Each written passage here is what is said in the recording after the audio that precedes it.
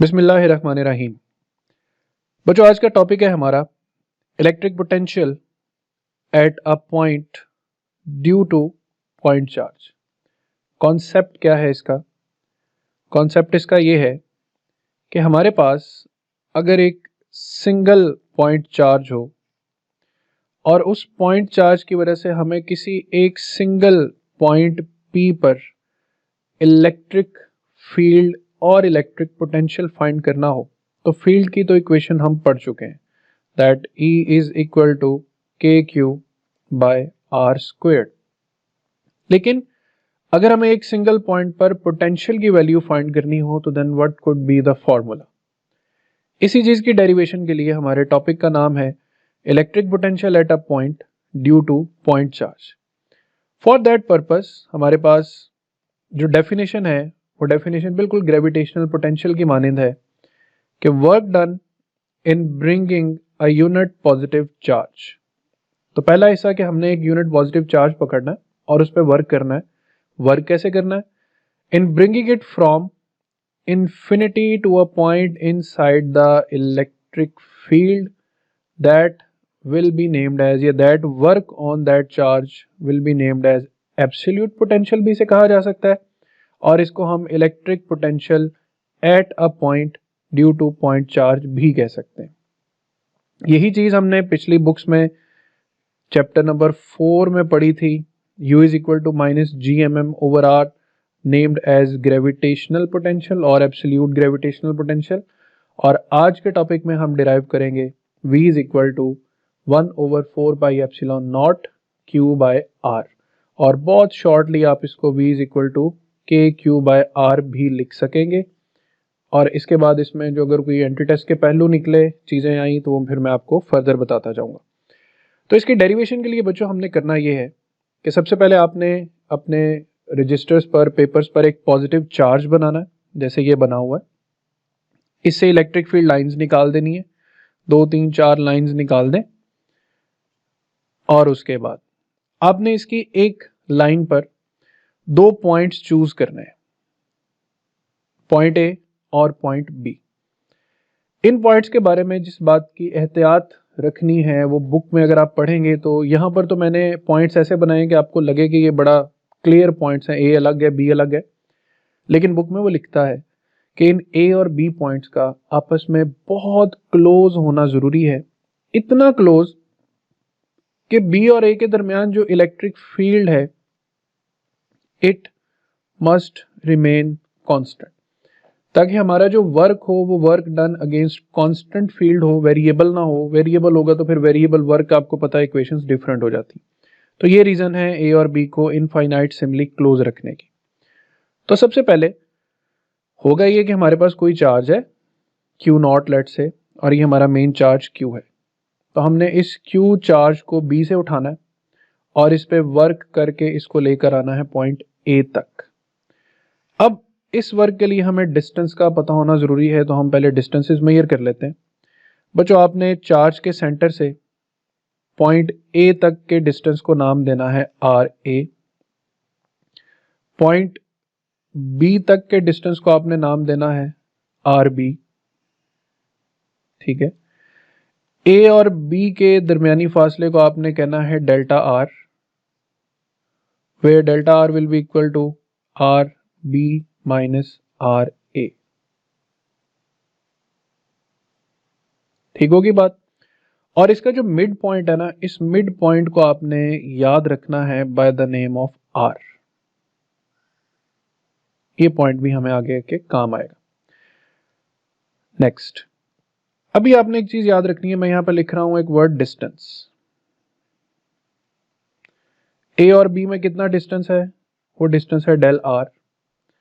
Del R is equal to RB minus RA, यानी total RB में से RA को माइनस कर दें तो A और B पॉइंट में कितना डिस्टेंस है? RB minus RA। एक ये हवाला बच्चों याद रखना है, और याद रखना है कि यहाँ पे मैं वर्ड क्या लिख रहा हूँ? डिस्टेंस लिख रहा हूँ। सो आगे बढ़ते हैं और इस टॉपिक की अगली चीज़ों पे चलते हैं कि अब हमने नंबर 1 पे क्या लिख लिया। नंबर 1 पे हमने यहाँ पे डेल्टा R लिखना है। Delta R is equal to R B minus are A. Alright, secondly इस टॉपिक में चूंकि इलेक्ट्रिक फील्ड की इक्वेशन की भी ज़रूरत पड़ेगी तो इलेक्ट्रिक फील्ड की इक्वेशन भी लिख लेनी है 1/4 pi epsilon naught Q by R squared. यहाँ पर जो प्रॉब्लमेटिक चीज़ आ रही है वो आ रही है आर स्क्वेयर। उसकी वजह कि हमारे पास जो नोटेशंस हैं वो ए और बी की शक्ल में है। तो इसके लिए एक छोटी सी कंसिडरेशन बुक पे लिखी हुई है। वो कहता है कि चूंकि ए और बी पॉइंट्स ये बहुत ज़्यादा क्लोज हैं, इंतहाई एक दूसरे के करीब करीब हैं, और फिर साथ ही साथ ए और बी के दरमियान उनका एक मिड पॉइंट भी है आर, और ये इतना करीब करीब पॉइंट्स हैं कि इनके अरिथमेटिक मीन्स नियरली इक्वल आएंगे इनके जियोमेट्रिक मीन्स के। अरिथमेटिक मीन जैसे हम एवरेज लेते हैं, दो नंबर्स को डिवाइड किया, दो नंबर्स को ऐड किया और 2 पे डिवाइड कर दिया। तो arithmetic mean equals to geometric mean जब हम लिखें तो इसमें थोड़ा सा अरिथमेटिक और ज्योमेट्री का कॉन्सेप्ट क्लियर कर लेते हैं। अरिथमेटिक मीन होता है एडिशन सीक्वेंस, और ज्योमेट्रिक मीन को आप मल्टीप्लिकेशन और डिवीजन सीक्वेंस कह सकते हैं। मिसाल के तौर पे एडिशन सीक्वेंस क्या होता है, 3, 6, 9, 12। साफ पता चल रहा है कि अगले नंबर में 3 ऐड हो रहा है, और 3, 6, 12, 24 का मतलब है कि हर अगले नंबर से 2 मल्टीप्लाई हो रहा है। ठीक है, तो जहां मल्टीप्लिकेशन रेशियोज आती हैं उसे हम कहते हैं ज्योमेट्रिक मीन, जहां एडिशन रेशियोज आती हैं उसे हम कहते हैं अरिथमेटिक मीन। अब कहानी क्या रखनी है, कहानी हमने ये रखनी है कि हमारे ए और बी पॉइंट्स इतने क्लोजली स्पेस्ड हैं कि arithmetic mean nearly equal to geometric mean हो गया। सो अब हम क्या करेंगे, अब हम अपने 3 पॉइंट्स, पहला आर ए, उसके बाद आर आता है और फिर आर बी आता है, पहले इनको एक तरतीब से लिखते हैं। Second divided by first, R over are A, must be equal to third divided by second, R B over R. ये आपने काम करना है। इससे क्या होगा कि जब क्रॉस मल्टीप्लीकेशन होगी तो एक चीज हो जाएगी आर स्क्वायर और दूसरी तरफ आ जाएगा आर ए आर बी। लें जी, ये वो चीज थी जो हमने डिराइव करनी थी।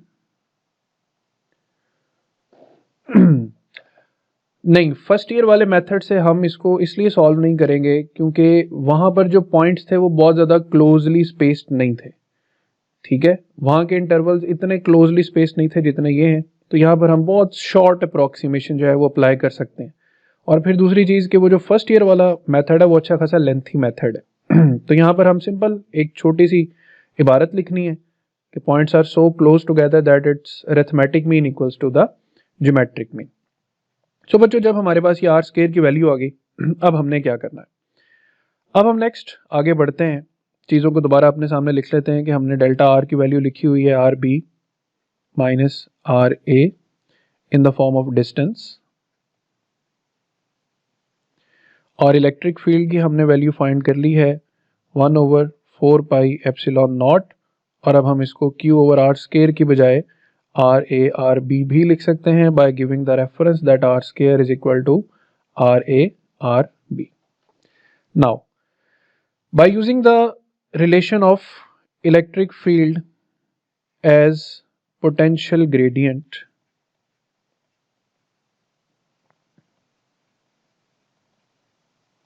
हम इक्वेशन लिखेंगे del V is equal to minus ही डेल आर। ये पूरी इक्वेशन लिखनी।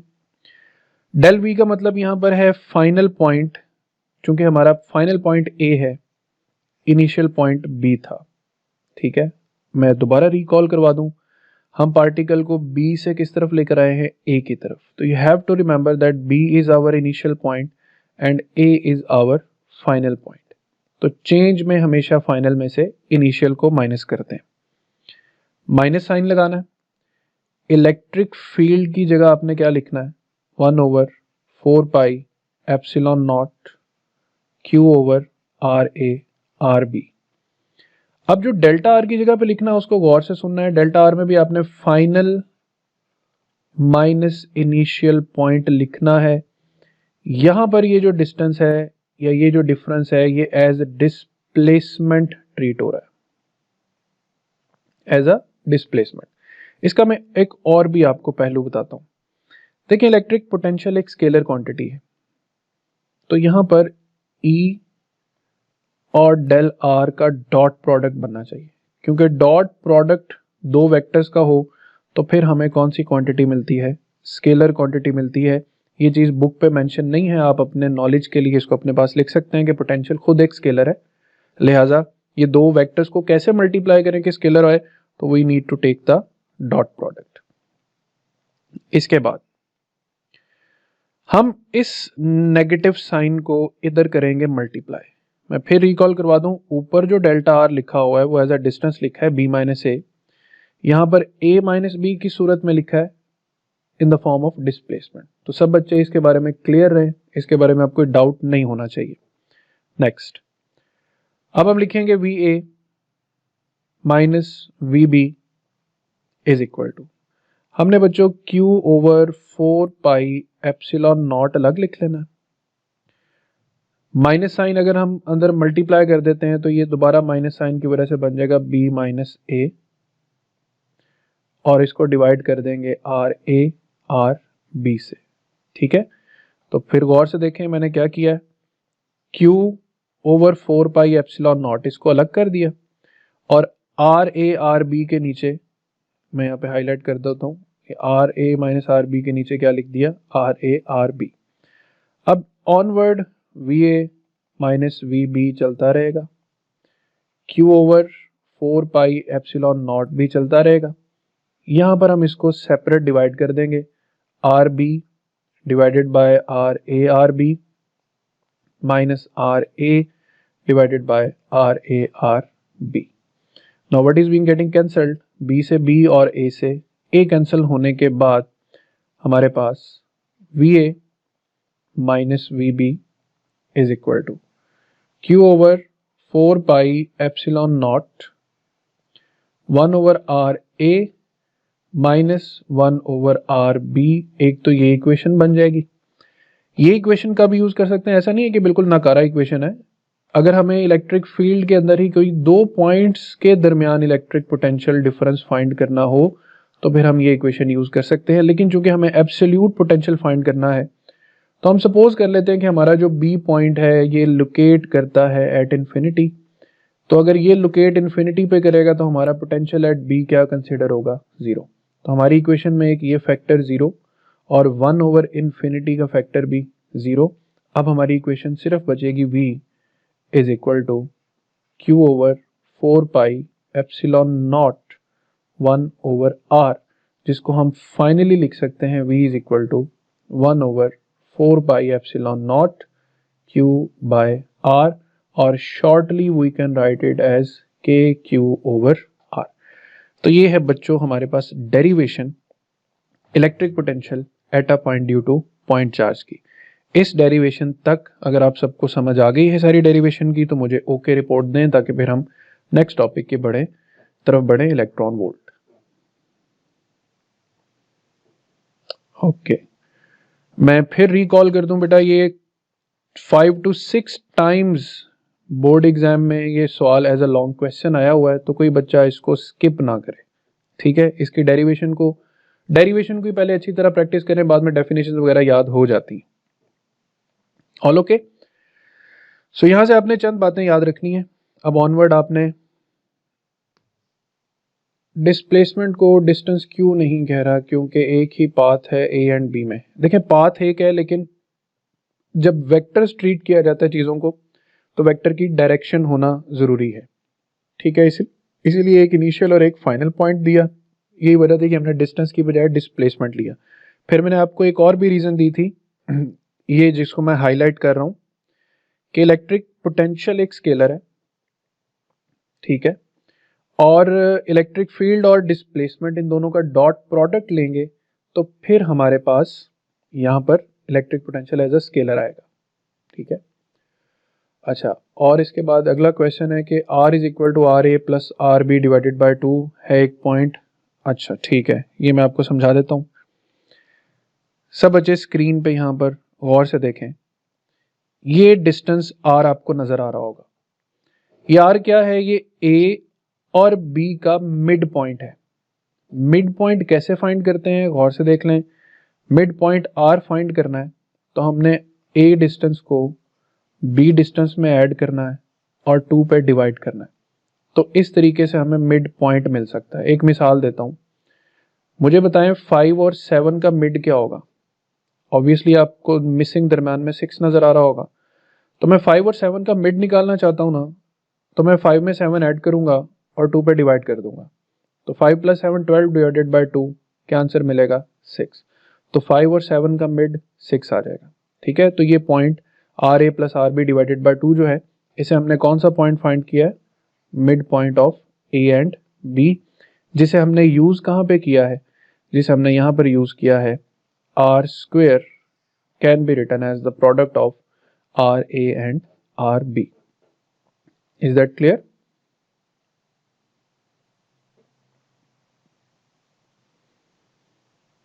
ओके, चलें अब नेक्स्ट टॉपिक पे आ जाएं बच्चे। नेक्स्ट आपको यहाँ पे एक एग्जाम्पल नजर आ रही होगी। ये एग्जाम्पल दिखने में बिल्कुल बेकार सी एग्जाम्पल लगती है, लेकिन इसके आउटकम्स बहुत मजे के हैं। एग्जाम्पल मैं पढ़ रहा हूँ, मैं सॉल्व भी कर रहा हूँ, मैं आपको कुछ चीजें समझा भी रहा हूँ, उन्हें गौर से समझना है। ऐसे बहुत से पॉइंट्स होते हैं जहां पर इलेक्ट्रिक फील्ड जीरो होती है, इलेक्ट्रिक पोटेंशियल जीरो नहीं होता, या इलेक्ट्रिक पोटेंशियल जो है वो जीरो हो जाता है, इलेक्ट्रिक फील्ड जीरो नहीं होती।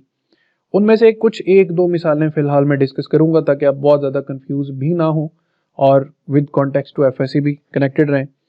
सवाल देखें, अगर हम पढ़ते हैं, वो कहता है हमारे पास दो ऑपोजिट पॉइंट चार्जेस हैं, दोनों का मैग्नीट्यूड क्यू है। तो हम साथ साथ डिज़ाइन कर लेते हैं। डिज़ाइनिंग ये करते हैं कि एक हमारे पास पॉजिटिव चार्ज क्यू है और एक हमारे पास एग्जैक्ट नेगेटिव चार्ज क्यू है। Both are separated by distance 2d, दोनों की सेपरेशन 2d है।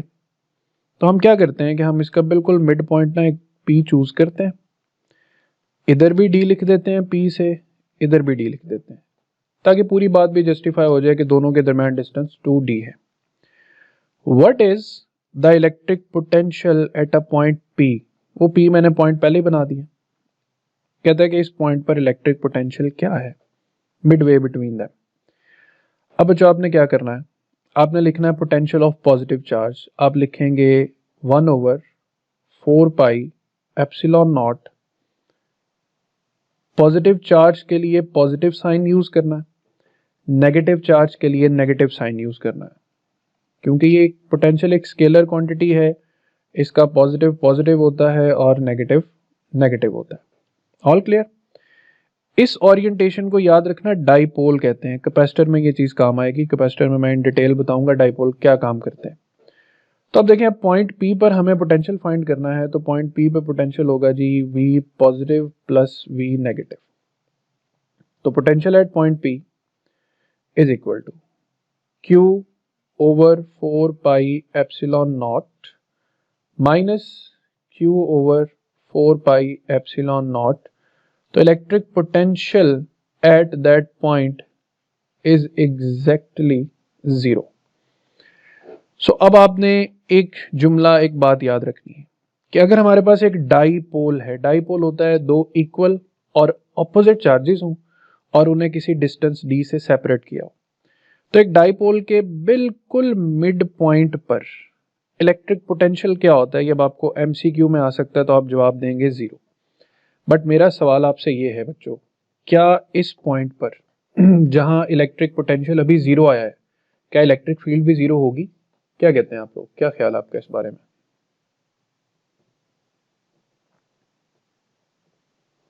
इलेक्ट्रिक फील्ड जीरो नहीं होगी। अच्छा ठीक है, उसकी कोई खास वजह कोई बच्चा देना चाहे? ये मेरे वैसे मेरी बातों में आ गए आप लोग।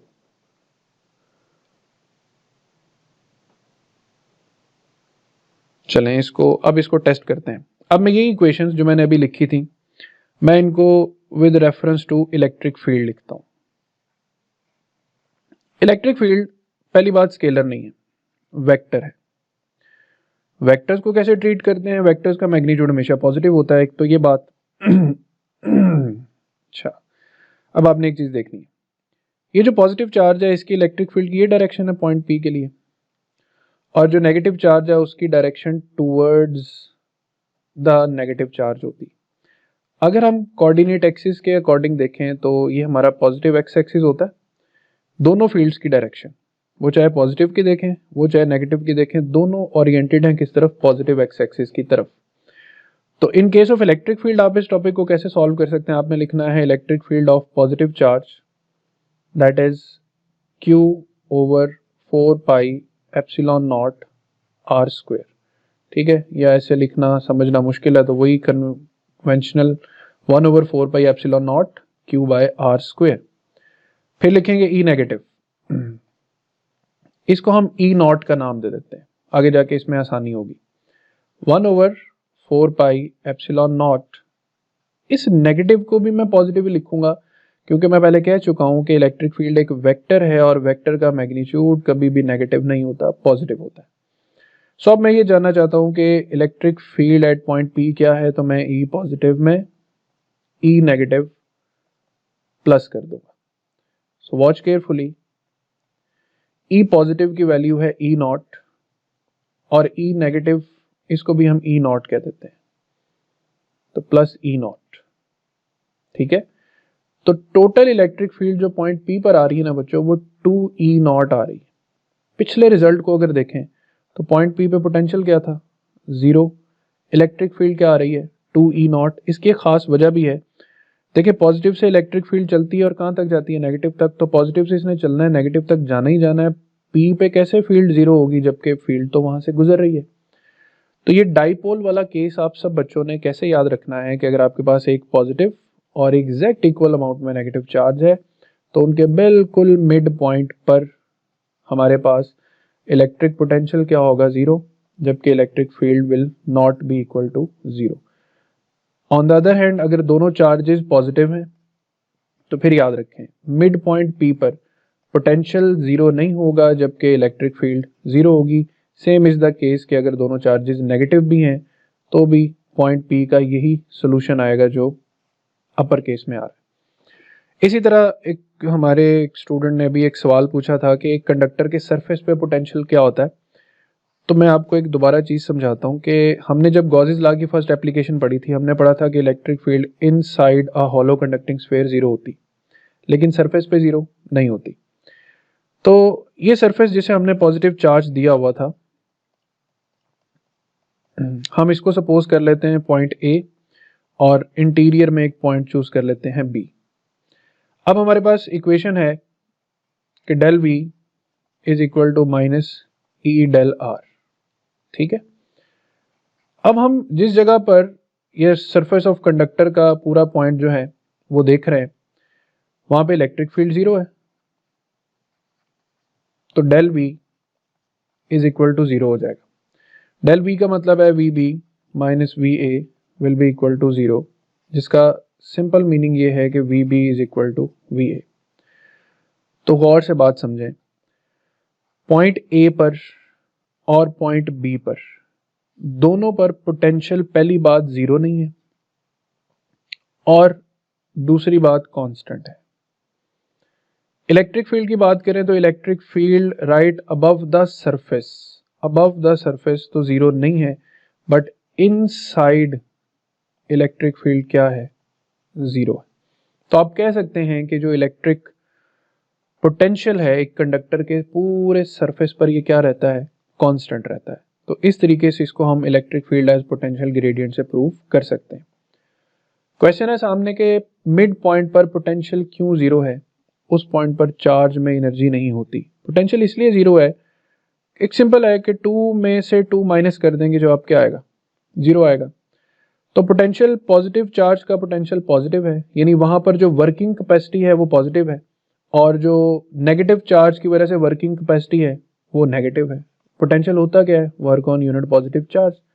तो एक वर्क पॉजिटिव है, एक वर्क नेगेटिव है, एक यूनिट पॉजिटिव चार्ज पर, इन दोनों का सम क्या हो जाएगा, 0 हो जाएगा। तो दोनों की वजह से 0 है, किसी एक की वजह से 0 नहीं है। तो ये चंद बातें बच्चों आप लोगों ने MCQs के हवाले से याद रखनी है। यहाँ पर हमारा मेन टॉपिक एंड अप हो जाएगा विद एन एग्जाम्पल। और अब हम आते हैं अपने टॉपिक इलेक्ट्रॉन वोल्ट पर। तो सबसे पहले मुझे ये बताएं, इलेक्ट्रॉन वोल्ट किसका यूनिट होता है?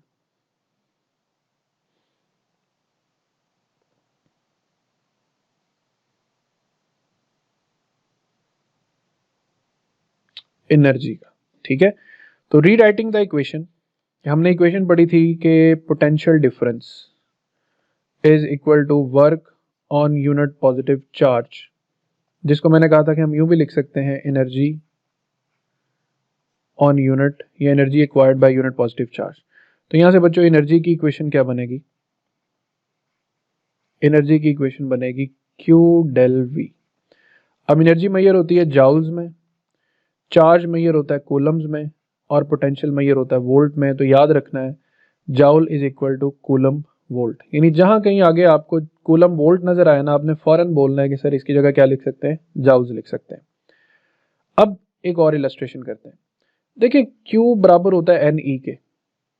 हजारों करोड़ों इलेक्ट्रॉन्स कहीं से निकले, कहीं ऐड हो, तो फिर Q बनता है। अब Q कुछ भी बन सकता है, Q 10 माइक्रोकूलम भी बन सकता है, 15 भी। तो क्यों ना हम इसको फंडामेंटल स्केल पर ले जाएं। हम एक अकेले इलेक्ट्रॉन की बात करते हैं, तो हम Q को रिप्लेस करते हैं एक इलेक्ट्रॉन से, और पोटेंशियल डिफरेंस को हम 1 वोल्ट कंसीडर कर लेते हैं। सो जब 1 इलेक्ट्रॉन को या 1 इलेक्ट्रॉनिक चार्ज को हम 1 वोल्ट पोटेंशियल डिफरेंस से मल्टीप्लाई करते हैं, तो ये बनता है 1 इलेक्ट्रॉन वोल्ट। नाउ 1 इलेक्ट्रॉन यानी एक इलेक्ट्रॉन का चार्ज ये होता है 1.6 इंटू 10⁻⁻19 कूलम, साथ क्या मल्टीप्लाई हो रहा है वोल्ट। तो अब मुझे बताएं कूलम वोल्ट की जगह क्या लिखना चाहिए हमें? शाबाश, जाउल्स। तो ये रिलेशन कि 1 इलेक्ट्रॉन वोल्ट एनर्जी का एक यूनिट है। दूसरी इंपॉर्टेंट बात, ये फिजिक्स में एनर्जी का स्मॉलेस्ट यूनिट है। ज्यादातर ये कहाँ यूज होता है? ज्यादातर ये एटॉमिक एंड न्यूक्लियर फिजिक्स में यूज होता है। एटॉमिक एंड न्यूक्लियर ये मॉडर्न फिजिक्स में यूज होता है, जहां हमें एनर्जी ऑफ फोटॉन्स ये मेंशंस करनी हो, या हमें एटम्स की बॉन्डिंग एनर्जीज या एटम्स की excitation energies, ionization energies mention करनी हो, वहां पर हम कौन सा यूनिट यूज करते हैं? Electron volt. अब ये एनर्जी है क्या? फर्ज करें हमारे पास एक इलेक्ट्रॉन है और ये एक 10 वोल्ट के पोटेंशियल डिफरेंस से ट्रेवर्स करता है।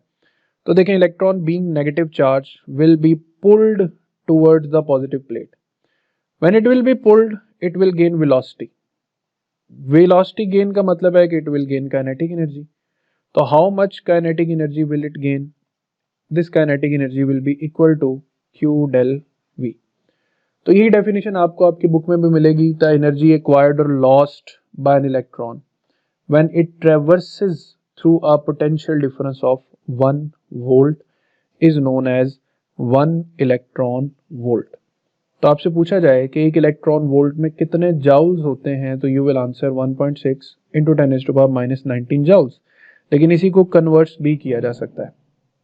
How many joules are there in 1 electron volt? तो watch carefully. 1 electron volt is equal to 1.6 into 10⁻⁻19 joules.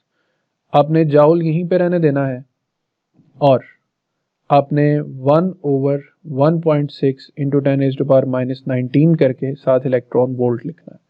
तो now you can write 1 joule is equal to 6.25 into 10⁻18 electron volt. तो ये दो relations बच्चों आपने याद रखने हैं। अब मैं आपको कुछ चीज़ें बताता हूँ, कुछ पैरामीटर्स।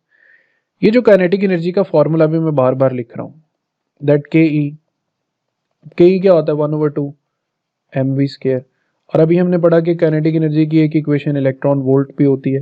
तो आपको फिजिक्स में कई जगहों पर ये रिलेशन मिलेगा, electron volt is equal to 1/2 mv²।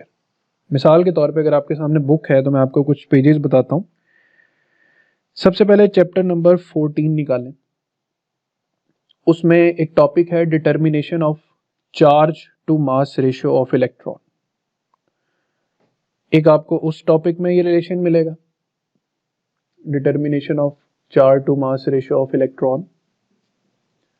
ठीक है, उसके बाद आप चले जाएंगे चैप्टर नंबर 19 में।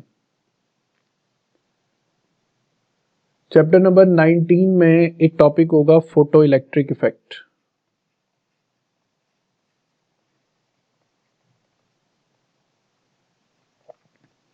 फोटो इलेक्ट्रिक इफेक्ट में भी आपको एग्जैक्ट यही रिजल्ट लिखा पड़ा मिलेगा, that electron volt is equal to 1/2 mv²। फिर इसी चैप्टर 19 में एक टॉपिक होगा Davisson and Germer experiment. Davisson and Germer experiment में भी electron volt is equal to kinetic energy का कॉन्सेप्ट आता है, न्यूक्लियर फिजिक्स में भी आता है। तो इन केस जहां जहां भी ये अब रिलेशन आएगा तो आप सब बच्चों को याद रहना चाहिए है कि इलेक्ट्रॉन वोल्ट यूनिट किसका है, एनर्जी का। That energy can be regarded as the kinetic energy of a charge, so electron volt can be written as 1/2 mv²। So इससे रिलेटेड एक तो आपकी एग्जांपल है, बहुत इजी है। इसमें आपको वेरी वेरी सिंपली एक अदद चार्ज गिवन है जो 2e के बराबर है, पोटेंशियल डिफरेंस गिवन है 3 वोल्ट के बराबर।